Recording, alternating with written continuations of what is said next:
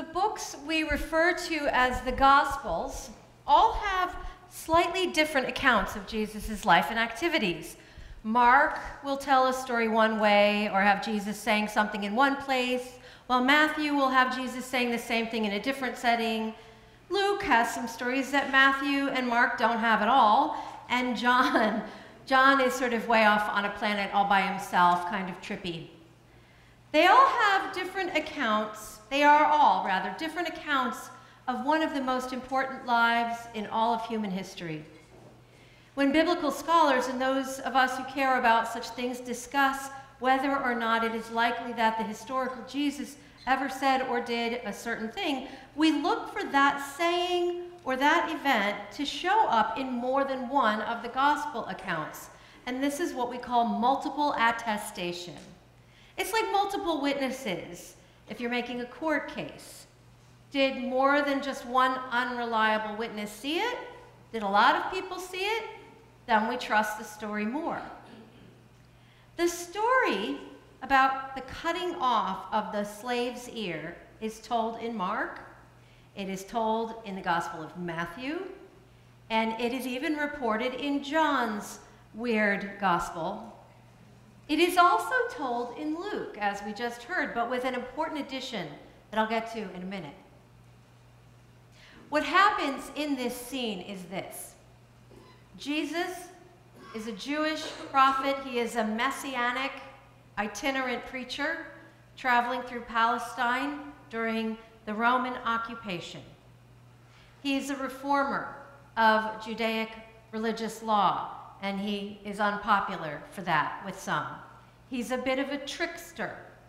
He is loving, and he is sarcastic. And he shares his message with tremendous urgency because his times are extremely dangerous. He is very popular with those who are oppressed and very unpopular with the management class and the empire. He is Martin. He is Malcolm X. He is Oscar Romero. He is Marielle Franco, the Brazilian human rights activist and feminist who was murdered a couple of weeks ago. He was a truth teller, a vision caster. He went around giving strength, dignity, love, and hope to people who had no rights and were told that they had no value. He is Emma Gonzalez and the other kids from Marjorie Stoneman, from Parkland, Florida, who marched for gun control legislation yesterday alongside the Black Lives Matter activists and other activists who have been marching and agitating against gun violence for years. He is all those young people and their supporters, some of whom are sitting right here, going up against the powers and the big money. The NRA lobby, which is definitely empire, the empire of our time. What do these kids have? Nothing. Meanwhile, the NRA has spent $203.2 million on political activities since 1998. Empire. What did Jesus have? What did his followers have? Nothing. But they had everything. And the imperial governors and their lackeys knew it. So Jesus had ridden into Jerusalem on this day, Palm Sunday, cheered by his fans. Hosanna, here he comes. And now he is with his squad having what we now refer to as the Last Supper, the Passover Seder. Jesus breaks bread and he pours wine and he says, I'm feeding you right now with myself. And I want you to remember this and do this in memory of me. He's creating this ritual that he wants them to continue after his death by way of making his presence real among them even after he himself will have gone. The disciples are checking their Twitter feeds and their Facebook pages and not really paying attention. They're asking stupid questions. They're not getting it. It's a tragic farce, just like life. And in the midst of this meal, the authorities burst in to arrest Jesus, and they have some of their servants with them. Judas points him out. He's that one over there, and I'm going to go kiss him, and you'll know it's really him. He's the guy you want. And it's on. Punches thrown. Chairs knocked over. One of the disciples takes out a sword. Hey, should we do this? What do you want us to do, Jesus? And he slices off the ear of a slave, poor guy. It's not like it was his choice to get into this fight. He's a servant, because Jewish people didn't have slaves, they had servants. The Romans had slaves. But the point is that this guy had no choice. He wasn't there because he felt like being there. So in the midst of this melee, Jesus stops the action, and if this was a movie, you'd go slow-mo. Jesus says, "Stop, no more." And he reaches out his hand, and I don't know, maybe he was a lefty, I don't know, he could have been right-handed. But anyway, he reaches out his hand and he reattaches the servant's ear. Boing. What a weird little story. What a weird little moment. And only Luke includes that in his retelling of what happened that night. Why? He's the only one that has the reattaching of the ear, the healing. The rest of them just tell the story someone sliced off an ear. 4 reports of that happening. Well, it's because the man who wrote the Gospel of Luke is generally believed to have been a physician. And he was therefore particularly interested in the healing miracles attributed to Jesus. Well, it comes down to us from multiple sources that someone sliced the ear off a servant. Again, only Luke tells us that Jesus stopped everything to heal that man's ear. And I'm hooked on this story right now. It's a story I think we need most, especially at this moment. I'm hooked by it for several reasons. The first being that in all the ugly fighting that we're still doing about Jesus in America, and all the perversions of his teachings that are passing for Christianity these days, Jesus' identity as healer seems to me to be being completely ignored. The religious right is obsessed with Jesus as some kind of Terminator figure, and the religious left wants to see Jesus merely as a social justice warrior and not much more.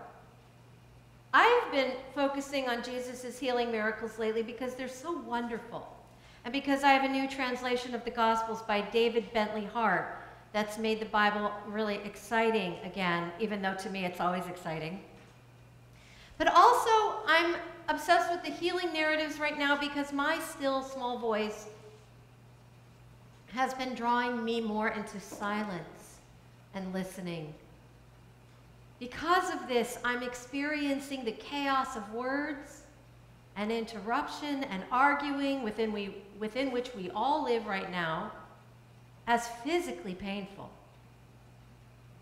A doctor would tell me that this is a symptom of depression. I would say that it is a soul injury that many of us share. I think that we struggle with accepting our need for healing. We need to stop and reattach the ear that has been sliced off by the passionate and even violent rhetoric that assails us everywhere, on the television, at the bus stop, at the meeting, at the dinner table. I think because I have wrestled with this myself of late, that for me to need healing feels to me selfish or weak, when there is so much pain and suffering that is not directly affecting me. Someone said to me, "Why should I feel too depressed to march for gun control when I'm not the one being shot at?" Or I think to myself, why should I be paralyzed with sadness at the thought of torture that isn't being done to my own body? I don't have that right. We might ask, why do I need healing when the person who died wasn't even related to me? Why am I hurting so much when my children aren't the ones who are dying in mudslides or bombings? It's always someone else Jesus should be healing, right? Someone with leprosy. I don't have leprosy, I just have that itchy spot on my ankle. Jesus needs to raise someone's dead brother. My brother's not dead. It's just really hard to talk to. You see how we do this? We know, because we respect science, that we exist in an interdependent web of nature. As we're going to hear this afternoon in Lisa Handy's lecture on deforestation, if you disturb or destroy one aspect of the ecosystem, there will be terrible consequences for many species and natural processes. But we exist also in a spiritually interdependent web where pain sends out tendrils and wraps itself around other spirits even when they have not directly shared that experience of suffering. Your soul and mine get wrapped up in this way. Yes, there are some methods we can employ to protect our sensitive psyches from absorbing too much of the pain in our environment, but to completely close ourselves off would be to amputate our humanity, to slice it off with a sword. We all need healing. My God, that little child with that lollipop. Ah. I find myself getting teary these days reading about the healings of Jesus because they're so physical, they're so earthy. In one healing, you know what he does? He spits on a blind man's eyes and gives the man vision. He spits on his eyes. He tells a little girl to wake up from the dead, and then the first thing that he does when she comes back from the dead is say to her parents, give her something to eat. It's so grounded, it's so alive, it's so earthy. He puts his hands on the disabled and he makes them to walk. He yells at demons. He's so present. It's so unlike the form filling out and the phone calls and the waiting rooms and the computers we deal with now. Some doctors who don't even look at you when they're entering information about you into their iPads. There's medicine, but there's not enough healing. Jesus has been preaching for years and healing for years when he comes into the city on Palm Sunday, greeted by his adoring fans, his community. He has been challenging religious tradition that he feels constricts rather than expands the human spirit. At this point, at the moment of his arrest, it is all about to go very wrong until it goes right again, but we're not at Easter yet. Jesus and his close friends, the disciples, are in big trouble. He is well aware that he is going to be executed by crucifixion, and his disciples only know that they're all in danger. Jesus could have run. It may even be that some of his friends tried to take advantage of the chaos of the moment to whisk him away to a hiding place. But no, he has a healing to do. Even in the midst of this emergency, he has another healing to do. And today I invite all of us to stop where we are in the melee and to watch this healing and learn from it. Look, he is reattaching a bloody ear to that kid's head. Why would he do that? Because all healing begins with listening. However a person is able to listen, whether or not they are a hearing person or a deaf person.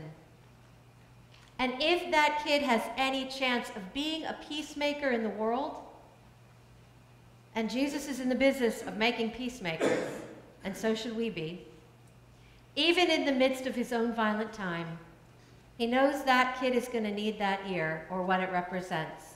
It is a metaphor, of course. But he knows that kid is going to need that ear more than he is going to need his sword. Jesus knows that. And so do we need to know it. Whether or not this miracle actually technically occurred does not matter. It's a true story. God knows we need our ears.